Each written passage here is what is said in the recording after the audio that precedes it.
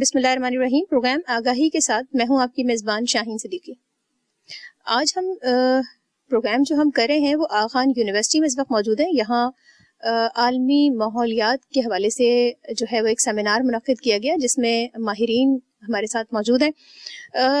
اگر ہم بات کریں پلاسٹک بیگز کے حوالے سے تو تقریباً پاکستان میں صورتحال یہ ہے کہ ایک فرد سالانہ 150 پلاسٹک بیگ استعمال کرتا ہے.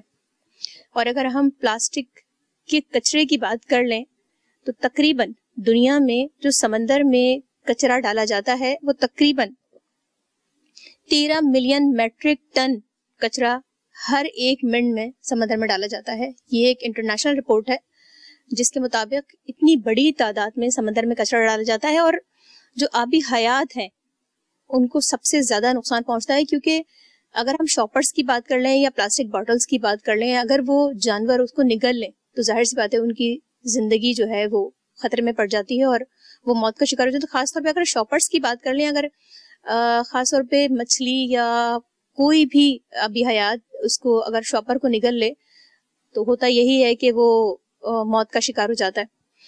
ہمارے ساتھ اس وقت ہمیں جوائن کیا ہے یہاں پر موجود ہے غازی صلاح الدین صاحب, ریجنل ہیڈ ہیں سندھ بلوچستان WWF سے. السلام علیکم. بہت شکریہ آپ نے ہمیں پروگرام میں جوائن کیا. مجھے سب سے پہلے یہ بتائیں کہ ہمارے ہاں ہم کچرے کی تو بات کر لیتے ہیں یا پلاسٹک کی بات کر لیتے ہیں, بہت ڈینجرس ہے پلاسٹک. سمندر میں ضرورت آبی حیات WWF کافی عرصے سے جانوروں پہ بھی کام کر رہا ہے اور آبی حیات پہ بھی بہت آپ لوگ کا کام ہے.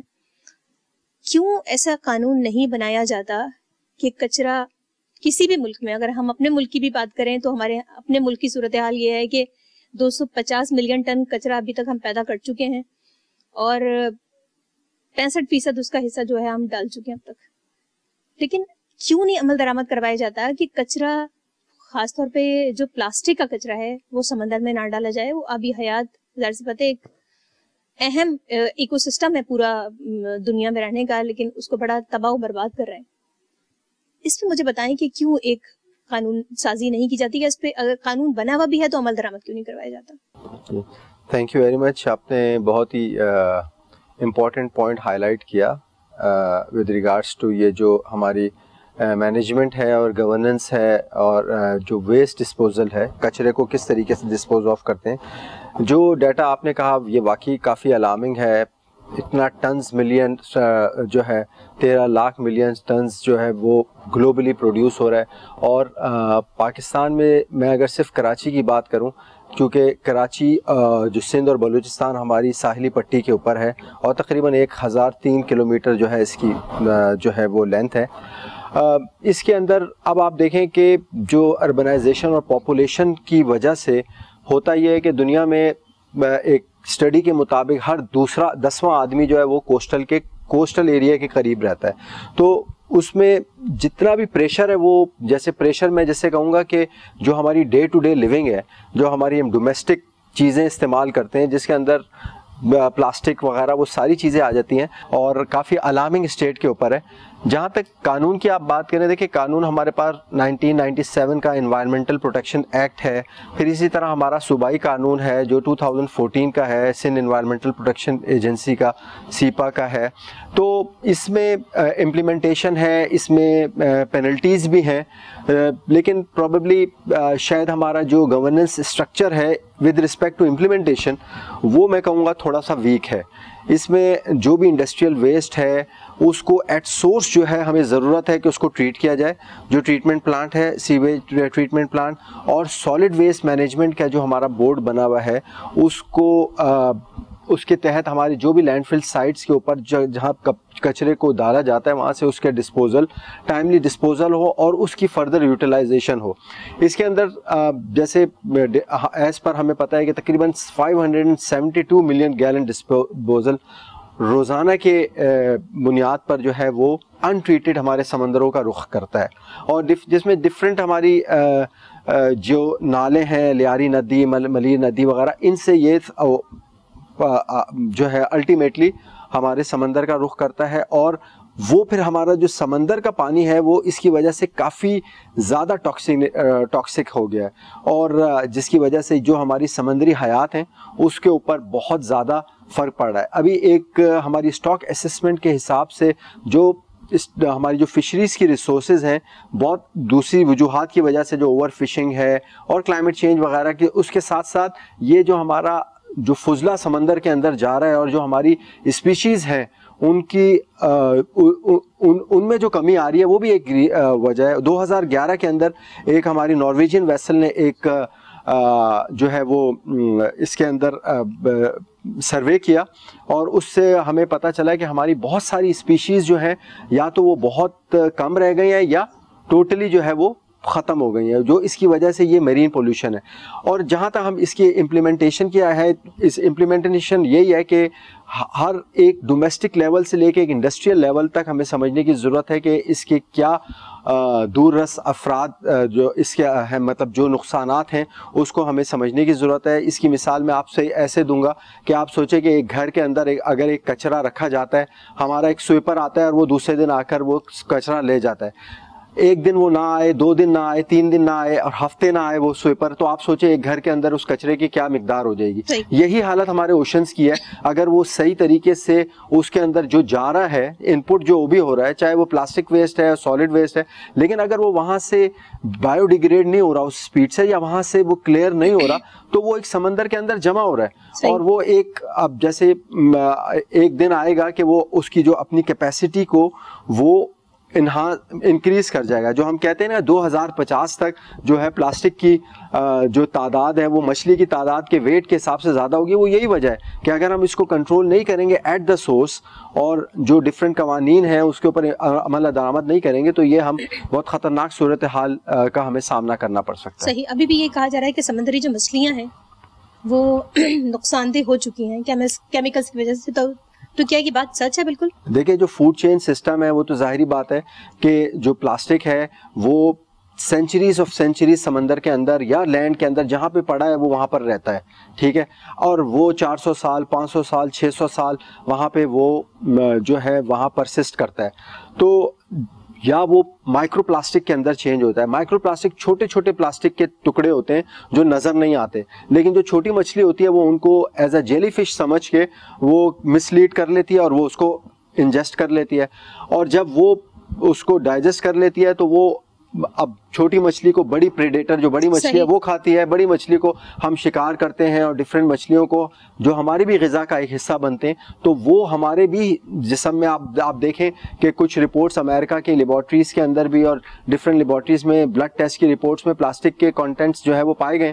تو اس کی وجہ یہی ہے کہ وہ آپ کے فوڈ چین کا حصہ بن جاتا ہے، جس سے بہت خطرناک قسم کی جو ہے بیماریاں جنم لیتی ہیں. اور ہم یہ دیکھتے ہیں کہ وہ بہت بیماریاں جن کے بارے میں ہم سنتے بھی نہیں تھے پہلے، کئی سال پہلے، وہ آج ہمیں ڈفرینٹ قسم کی وہ ہمیں سمجھ میں آ رہی ہیں اور سننے میں آ رہی ہیں کہ وہ بیماریاں جنم لے رہی ہیں. اس کی یہی وجہ ہے کہ یہ ایک ہم اسپیکٹ کو نگلیکٹ کر رہے ہیں. بہت شکریہ آپ کا، آپ نے ہمیں جوائن کیا پروگرام میں. ناظرین ایک وقفہ لیتے ہیں، وقفے بعد دوبارہ جوائن کرتے ہیں.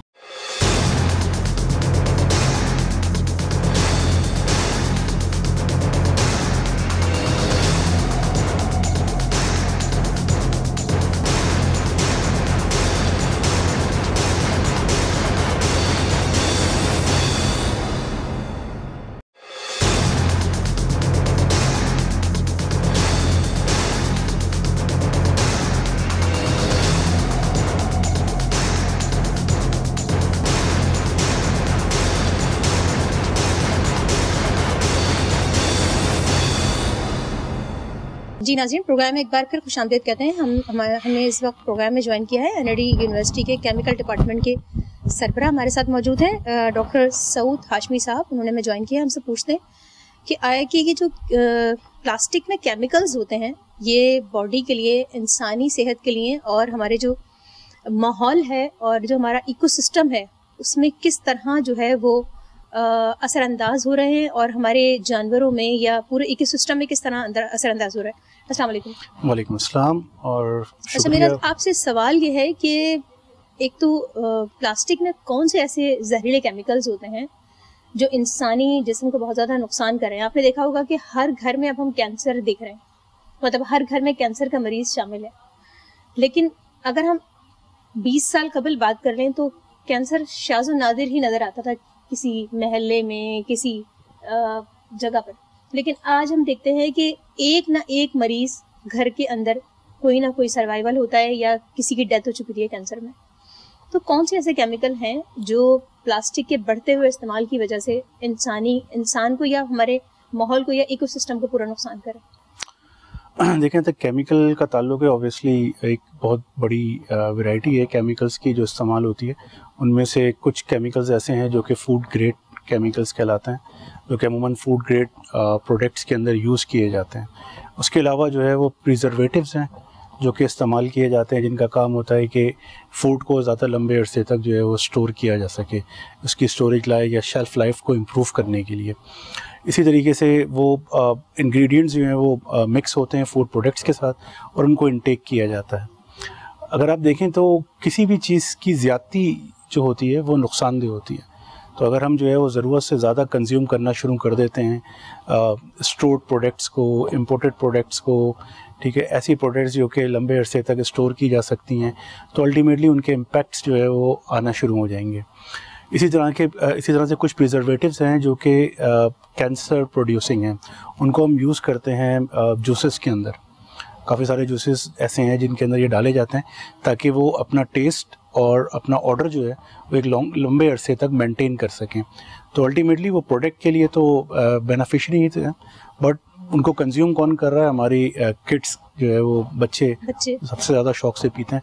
سو الٹیمیٹلی وہ ان کی باڈی کے اندر جو ہے وہاں سے جانا شروع ہو جاتا ہے. تو ریگولیٹری باڈیز ہمارے پاس موجود ہیں, بٹ وہ کنٹرولنگ سسٹم اس طریقے سے نہیں ہے کہ آپ کے پاس جو ہے وہ پراپر سرٹیفیکیشن ہونی چاہیے.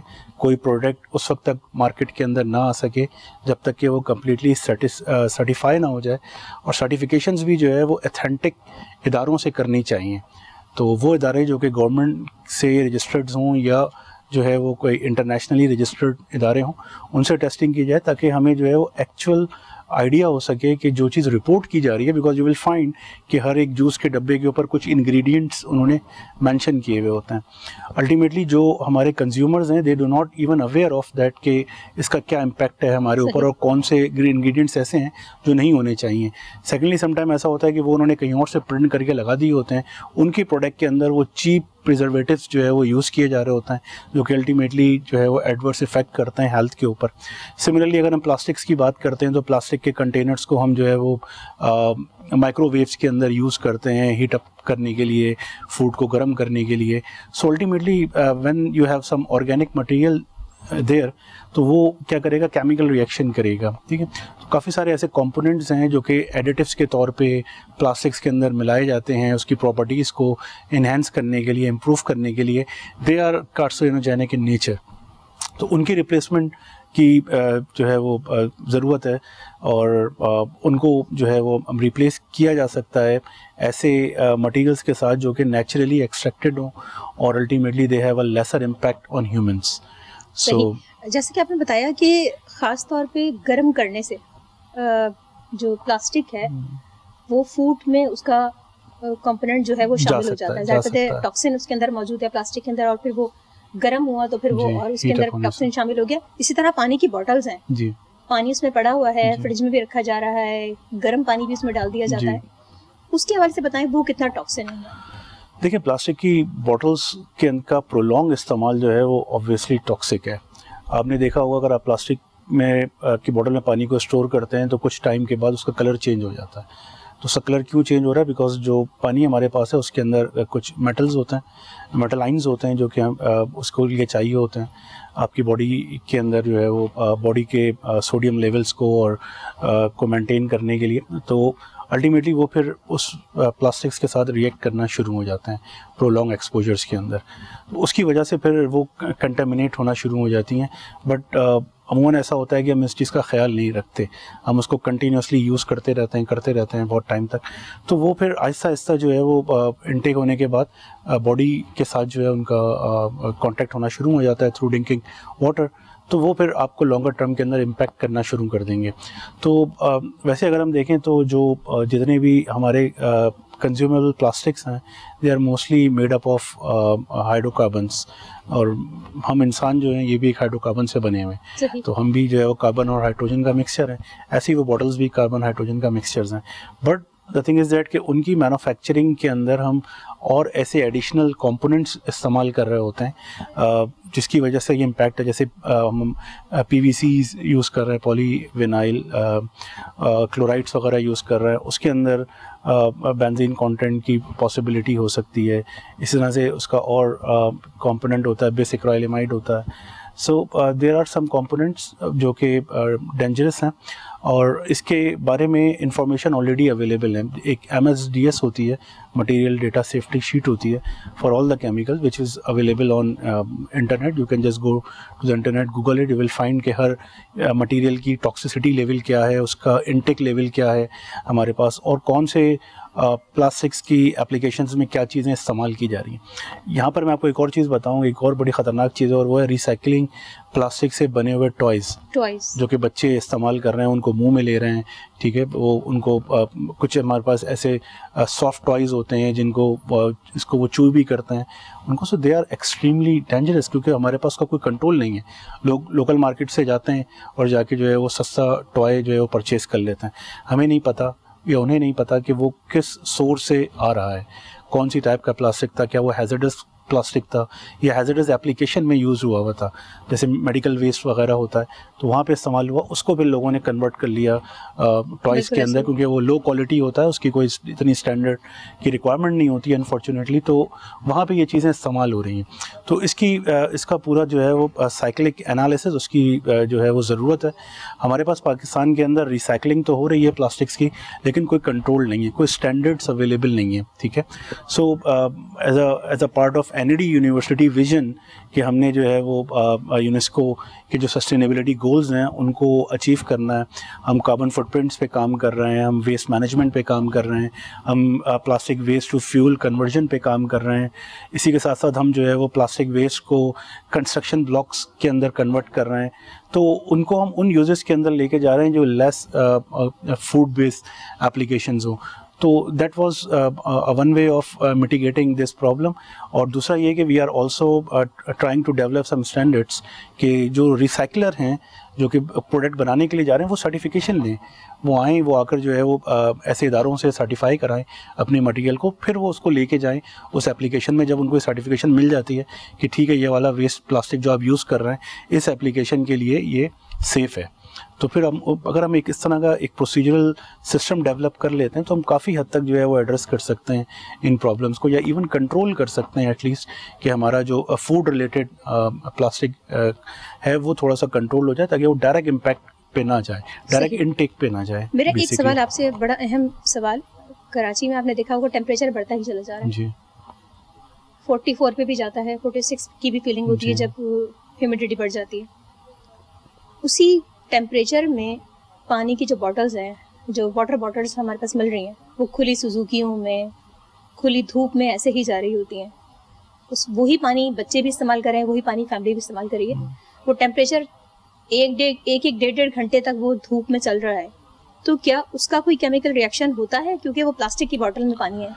देखिए, हम डायरेक्टली तो इसको नहीं कह सकते. अगर आपने पानी की बोतल लेके उसको धूप में रख दिया तो एक केमिकल रिएक्शन स्टार्ट हो जाएगा, बट अल्टीमेटली हमें इसके सिग्निफिकेंस मतलब पॉसिबिलिटी को हम एक तरह से कंसिडर कर सकते हैं कि अगर बहुत लंबे अरसे तक और बहुत हाई टेम्परेचर पे वो एक्सपोज होता है, क्योंकि दिन में टेम्परेचर का वेरिएशन है, एक मखसूस टाइम है जो हमारा पीक टेम्परेचर टाइम होता है, उसके बाद जो है वो वेदर थोड़ा सा वो होना शुरू हो जाता है.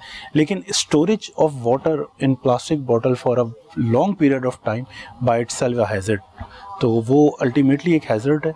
और हमें कोशिश वही करनी चाहिए कि हम ड्रिंकिंग पर्पस के लिए भी प्लास्टिक के ग्लास यूज़ ना करें. हम जो है वो कन्वेंशनल जो पहले हम मिट्टी के प्याले यूज़ करते थे, दैट वाज एक्सट्रीमली गुड. और अगर उसके बाद कोई रिप्लेसमेंट हम यूज़ कर सकते हैं तो फिर अल्टीमेटली हम जो है वो ग्लास की तरफ आ सकते हैं. दुनिया के अंदर जो है वो पेपर बेस्ड ड्रिंकिंग ग्लास भी यूज़ होते हैं, तो वो भी रिलेटिवली बेटर ऑप्शन है as compare to using plastics, क्योंकि हमें नहीं पता कि मार्केट में जो ग्लास प्लास्टिक का बना हुआ है वो किस मटेरियल और किस रिसाइकिल मटेरियल से बना हुआ है.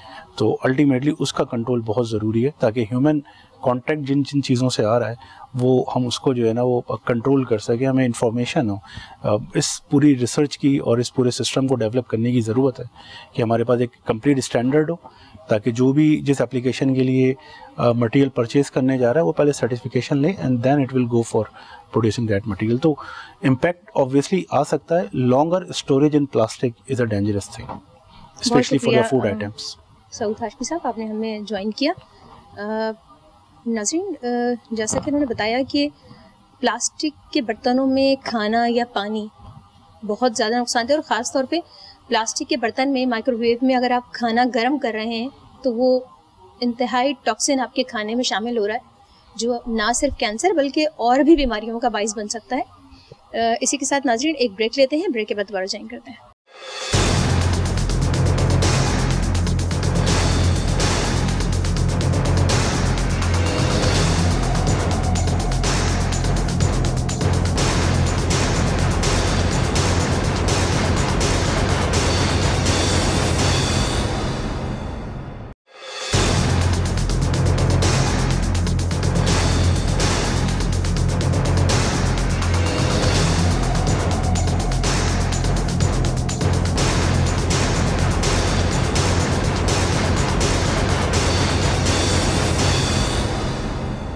جی ناظرین، پروگرام میں ایک بار پھر خوش آمدید کہتے ہیں. جیسا کہ ہم نے پروگرام میں بار بار بتایا کہ پلاسٹک کس قدر نقصان دہ ہے اور ٹنوں کے حساب سے پلاسٹک جو ہے وہ کچرا پیدا ہو رہا ہے.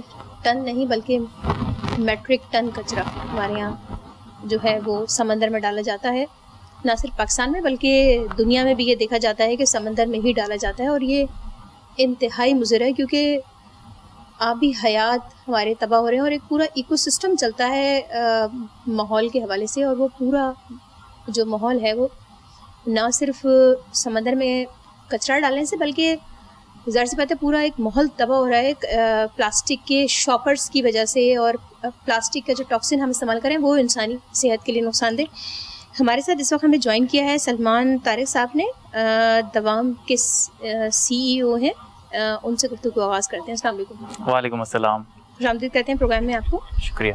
اچھا مجھے بتائیں، آپ کے بارے میں جو سنا تھا کہ آپ ایک پلاسٹک کے حوالے سے بڑے کانشیس تھے اور پھر آپ نے ایک پروڈکٹ کو لانچ کیا جو پلاسٹک کے اپوزٹ ہے، تو ہمیں بتائیں کہ وہ کیا پروڈکٹ ہے اور کس طرح آپ کام کریں. جی سو بیسکلی جو پرابلمز ہیں نا ہمارے پلاسٹک کے، ایک طرف تو یہ ہے کہ پلاسٹک بہت زیادہ ہمارے ماحول میں جمع ہو رہا ہے، اور جتنے بھی لوگ ہیں وہ جب بھی سولوشن کی پرووائڈ کر رہے ہوتے ہیں یا مسئلے کا ہم بیان کر رہے ہوتے ہیں وہ یہ ہے کہ کوئی کچرا اٹھا ہی نہیں رہا، کوئی کچرا ریسائیکل نہیں کر رہا، بٹ کوئی یہ نہیں سوچ رہا کہ کچرا بن بھی تو رہا ہے اور بنتا کیسے ہے، اوپر سے نازل نہیں ہوتا. ہم لوگ ہی جا کے ریٹیل آؤٹلیٹس میں وہ پلاسٹک کی پانی کی بوٹل خریدتے ہیں، شیمپو خریدتے ہیں، جو بھی چیز خریدتے ہیں وہ ایک سنگل یوز پلاسٹک میں آ رہی ہوتی ہے. اور آج اگر ہم نے ویسٹ مینجمنٹ کا ایک سولوشن نکال بھی لیا تو یہ جو ویسٹ ہے وہ گرو کیے جا رہا ہے کیونکہ پاپولیشن گرو ہو رہی ہے، ہماری عادتیں ایسی ہیں، ہمیں کنوینئنٹ فوڈ چاہیے. تو جب آپ اور میں ریٹیل آؤٹلیٹ میں جاتے ہیں ہمارے پاس تو کوئی اور آپشن ہی نہیں ہے. ہم وہ شیمپو لیتے ہیں، استعمال کرتے ہیں، بوٹل پھینک دیتے ہیں، ہینڈ واش لیتے ہیں، استعمال کرتے ہیں، بوٹل پھینک دیتے ہیں، کچرا تو بنے جا رہا ہے. تو ہمارا جو سولوشن ہے وہ ریٹیل لیول کے اوپر ایٹ سورس ریڈیوس کرنے کا ہے. اور یہ جو ہم بوٹل خرید کے پھینک رہے ہوتے ہیں اس کی ایک فائنینشیل کاسٹ ہوتی ہے. عموماً جو چھوٹی SKUs ہوتی ہیں نا 200 ml کے پروڈکٹ ہم خریدتے ہیں، اس میں ہم نے یہ دیکھا ہے کہ 50 سے 60% کاسٹ تو اس بوٹل کی ہے جو آپ پھینکے جا رہے ہیں، اور وہ بالکل ٹھیک ہوتی ہے جب آپ پھینک رہے ہوتے ہیں. تو ہمارا آئیڈیا یہ ہے کہ بجائے بوٹل پھینکنے کے اگر وہی بوٹل کا وہی پروڈکٹ آپ کہیں پہ جا کے ریفل کر سکتے ہیں تو آپ صرف وہ پروڈکٹ کی پرائس پے کر رہے ہوں گے، آپ کو سیونگ ہوگی. اور وہ جو سنگل یوز پلاسٹک تھا وہ ملٹیپل یوز ہو گیا ہے، آپ اس کو 1 دفعہ 2 دفعہ 3 دفعہ 5 دفعہ 10 دفعہ استعمال کریں. تو یہ ہے ہمارا سولوشن. ہم نے ایک ریفل اسٹیشن بنایا ہے، ایک ٹیکنالوجی ہے، آپ یہ سمجھے پانی کے ڈسپینسر کی طرح کی ایک ٹیکنالوجی ہے، لیکن اس میں پانی ڈسپینس نہیں ہو رہا، اس میں shampoo, hand wash, detergents, even یہاں تک کہ کوکنگ آئل بھی ہم اس کے اندر ڈسپینس کر سکتے ہیں. ہمارا آئیڈیا یہ ہے کہ جو یہ سارے پروڈکٹ بنانے والی کمپنیاں ہیں وہ ہماری ٹیکنالوجی کو اڈاپٹ کریں اور اپنے پروڈکٹ کو بلک فارم میں اپنے کنزیومرز کو آپشن دیں کہ آپ اپنی جو شیمپو کی بوٹل ہے وہ پھینکیں نہیں، اس مشین میں جا کے ریفل کریں. تو جگہ جگہ آپ نے دیکھا ہوگا جیسے وینڈنگ مشینز پڑی ہوتی ہیں، لیکن وینڈنگ مشینز کیا ہوتی ہیں کہ وہاں پہ جو 50 روپے کی چاکلیٹ ہوتی ہے وہ 75 روپے میں بکری ہوتی ہے. ہمارا الٹا ہے، 75 روپے کی چیز شاید 50 روپے میں مل جائے, صرف اس لیے کیونکہ اب آپ پیکیجنگ نہیں خرید رہے ہیں. یہ ہمارا انوویٹو ماڈل ہے, ہمیں کنزیومرز کو انسینٹیوائز کرنا ہے. پرابلمس تو بہت ہیں ہماری سوسائٹی میں, اس کا سولوشن ایسا ہونا چاہیے جو کمپنیز کے لیے بھی ان کی کاسٹ بچائے, کنزیومرز کے لیے بھی ایک انسینٹیو ہو اور ایک سسٹینیبل ماڈل ہو. اسی کی وجہ سے جو ہمارا پلاسٹک ویسٹ ہے وہ آہستہ آہستہ تھوڑا تو کم ہوگا. صحیح. اچھا مجھے بتائیں, چلیں آپ نے یہ ایک سلوشن نکال لیا شیمپوز کے لیے یا کوکنگ آئلس کے لیے جو ہم استعمال کرتے ہیں, بہت ساری چیزوں کے لیے. اب ہم بات کر لیتے ہیں کچرے کی جو سمندر میں جا رہا ہے. شاپنگ بیگز ہیں, اس کا بھی سلوشن ایک ہمیں نکالنا ہوگا کیونکہ ایک فرد جو ہے وہ سالانہ 150 شاپنگ بیگ یوز کر رہا ہے. صحیح. پھر دوسری چیز یہ کہ چلیں ٹھیک ہے یہ چیز تو ہم ریفل کروا لیں گے, ایک سلوشن آ گیا. اس سلوشن کا ہم کیا کریں گے جو ہم دیہی شاپر میں رہے ہیں یا دیہی پلاسٹک میں رہے ہیں. جیسے اب بریانی مل رہی ہے باہر تو وہ باکس میں ہی مل رہی ہے پلاسٹک کے. بالکل صحیح کہا. یا جوس مل رہا ہے تو وہ پلاسٹک میں ہی مل رہا ہے, ریفل نہیں کر سکتے. بالکل صحیح. تو اس پہ بھی کیا سلوشن آپ نے سوچا ہے یا کیا آپ لوگوں کی اسٹریٹجی ہوگی کہ آپ آئندہ جو ہے وہ اس کے بارے میں سوچیں گے؟ بالکل صحیح. دیکھیں ایک پرابلم جو ہوتا ہے نا اس کا کوئی ایک سلوشن نہیں ہوتا, کوئی دیر از نو سلور بلٹ سلوشن. تھوڑا سا آپ نے یوں ٹیکل کرنا پڑتا ہے, تھوڑا سا آپ نے ریسائکلنگ.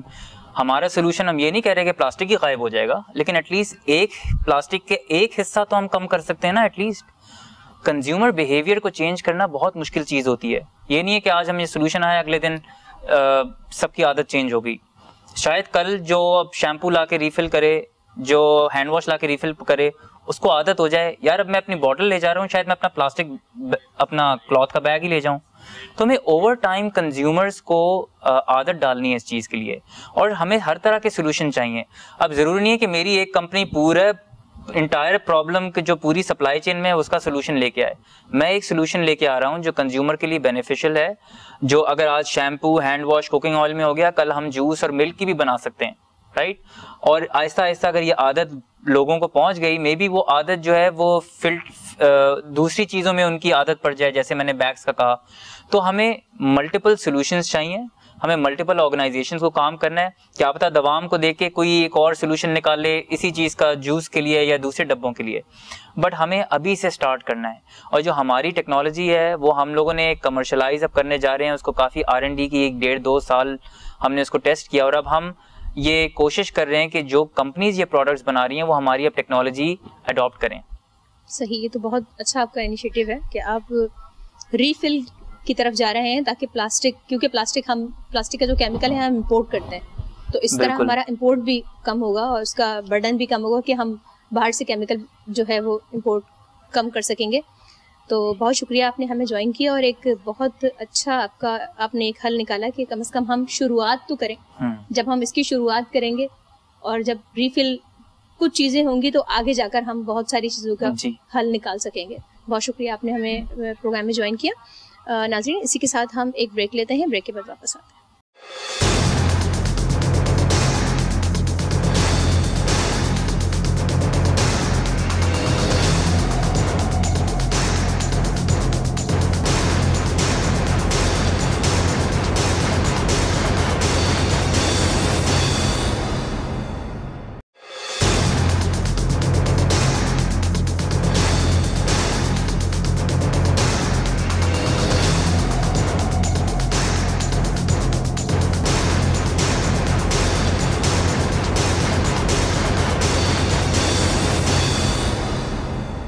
جی ناظرین, پروگرام میں ایک بار پھر خوش آمدید کہتے ہیں, اور ہمارے ساتھ اب جوائن کیا ہے خان یونیورسٹی سے امبر جانی نے, اور یہ مینیجر ہیں ماحولیات کے حوالے سے یہاں پہ کام کرتی ہیں. ان کو السلام علیکم. وعلیکم السلام. امبر پروگرام میں آپ کو خوش آمدید کہتے ہیں. اور یہاں خان میں ہم نے دیکھا کہ خاص طور پہ اگر ہم یہاں جو کیفیٹیریاز بنے ہوئے ہیں تو ہم نے دیکھا یہاں سے پلاسٹک کی باٹلز غائب ہو گئی ہیں اچانک, کافی عرصے سے آ رہی ہوں خان, لیکن اب بالکل بھی ہمیں کوئی پلاسٹک کی باٹل نظر نہیں آ رہی. پانی وہی جو موجود ہے خان, جو ریسائکل کرتا ہے وہی پانی استعمال ہو رہا ہے. اچھا اسٹیپ ہے آپ کا. مزید کیا آپ لوگ انیشیٹو لیں گے اس حوالے سے, کیا مزید کیا کام کریں؟ بہت شکریہ مجھے یہاں دعوت دینے کے لیے.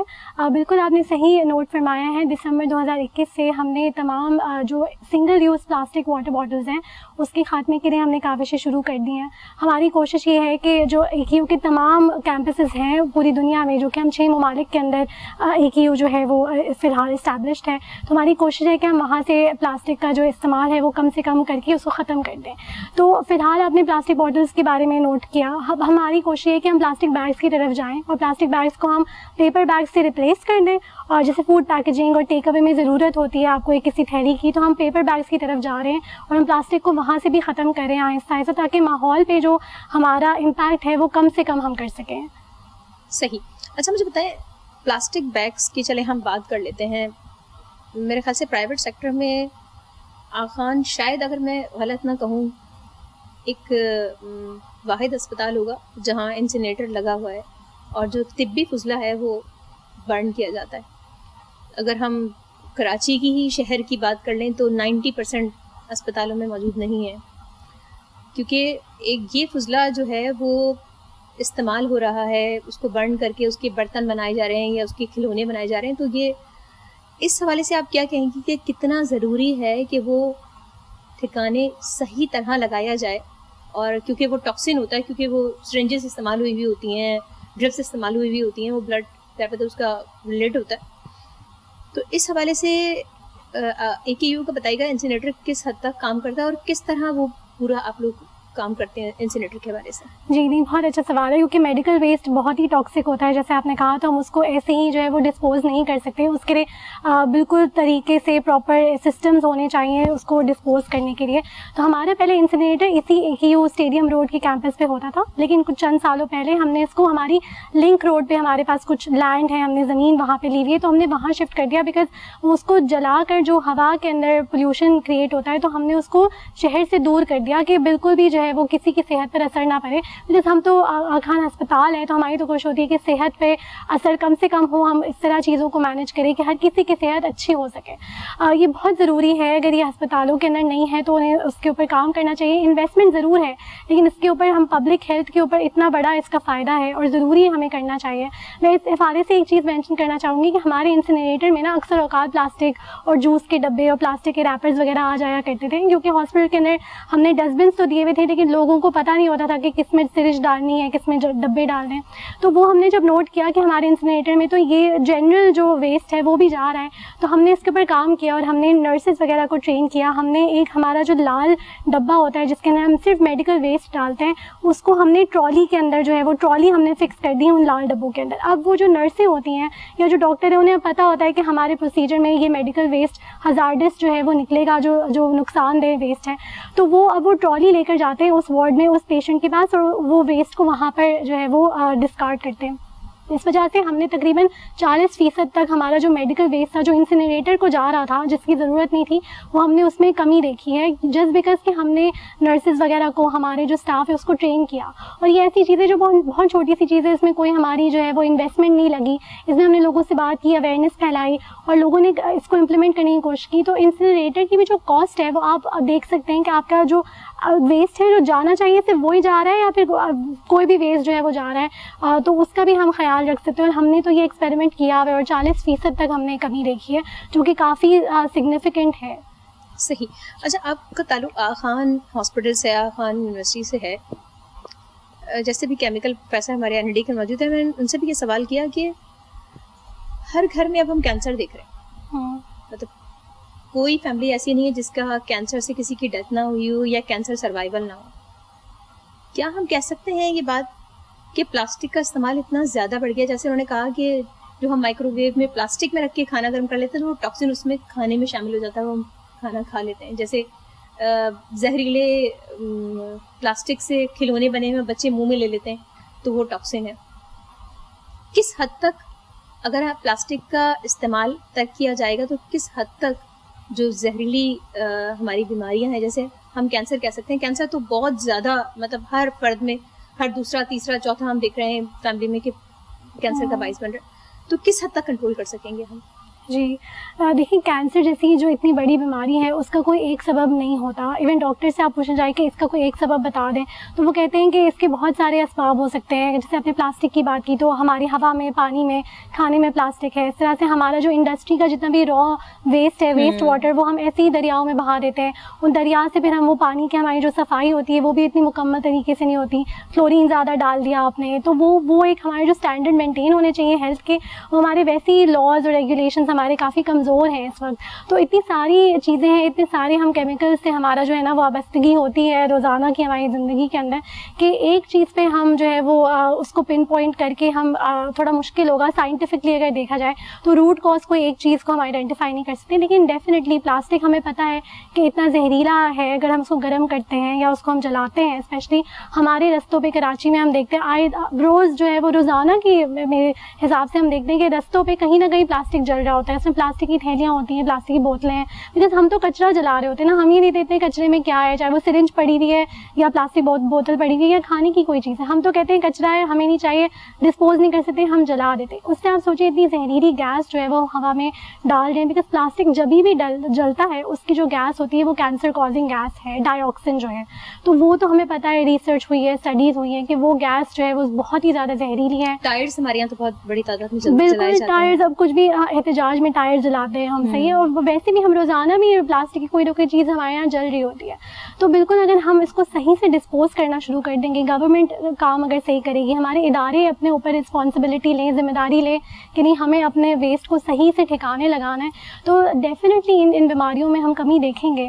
کیونکہ یہ بیماریاں ہمارے ہر لوگوں میں اتنی زیادہ جو ہے وہ اس کا جو ہے وہ ایپیڈیمک سا ہے کہ ہر گھر میں, جیسے آپ نے کہا کہ ہماری بیماریوں کے کیسز جو ہیں وہ بہت زیادہ اس کی تعداد بڑھ گئی ہے. تو ہمیں ڈیفینیٹلی اس پہ کچھ کرنا چاہیے. بہت شکریہ امبر, آپ نے ہمیں جوائن کیا. جیسا کہ ناظرین ہمارے ساتھ 4 ماہرین نے ہمیں جوائن کیا اور ان کا کہنا یہی تھا کہ پلاسٹک, اگر ہم پلاسٹک کے بیگز, پلاسٹک کے برتن, پلاسٹک کی بوٹلز ان کو نہیں روکیں گے تو جو ہمارا ایکو سسٹم خراب سے خراب تر ہوتا جا رہا ہے, ہماری فضا میں ٹاکسن موجود, ہمارے سمندر میں ٹاکسن موجود, ہر جگہ ٹاکسن موجود, تو یہ بڑھتا ہی چلا جائے گا. اور ہوگا یہی کہ 2050 تک زندگی جینا بہت مشکل ہو جائے گی اور ایسی ایسی بیماریاں جنم لیں گی جس کا علاج بھی شاید ناممکن ہو. جیسے اگر ہم کینسر کی بات کریں تو بہت زیادہ کیسز ہم دیکھ رہے ہیں کہ کینسر دن بدن بڑھتا چلا جا رہا ہے اور بہت سارے امراض ہیں جو جنم لے رہے ہیں. اگر ہم پلاسٹک پر پابندی لگائیں اور گورنمنٹ کوئی ایسا قانون بنائے, اور اس پہ خاص طور پہ قانون تو بنائے لیکن عمل درآمد بھی کروائے, تو یہ روک تھام ممکن ہے اور ہم اپنے ماحول کو صاف کر سکتے ہیں. اسی کے ساتھ اپنی ہوسٹ شاہین صدیقی کو اجازت دیجیے گا. اللہ حافظ.